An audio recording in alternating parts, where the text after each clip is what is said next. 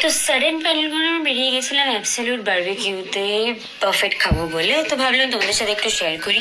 দেখতেই পাচ্ছ খুব সুন্দর সাজানো ওদের ক্রিসমাসে। তো যাই হোক, আমরা মেনু ফেনু দেখে ভাবলাম যে ফুচকা থেকেই শুরু করা যায়। দেন জানো, স্টার্টার খেয়ে খেয়ে আমাদের 80% মোটামুটি ভরে যায়। তো যাই হোক, অ্যাভারেজ খাওয়ার ছিল সবকটাই, যেরকম আলাকাটা ওরকম তো হবে না, আমরা সবাই জানি বাফেটা, বাট স্টিল ওই একটু এক্সপেরিমেন্টই করা হলো।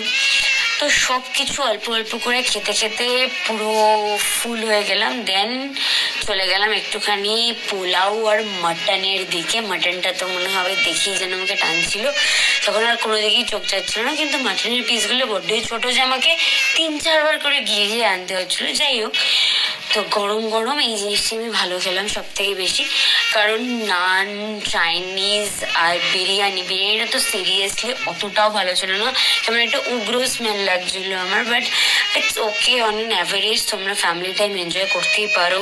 বিভিন্ন টাইপের ডেজার্ট থেকে শুরু করে সব কিছুই তোমরা এক্সপেরিমেন্ট করতে পারো। অ্যান্ড এখানে কোয়েলের মাংস থেকে শুরু করে স্কুইড, বিভিন্ন লাইভ কাউন্টারও ছিল, তোমরা ট্রাই করতে পারো। তো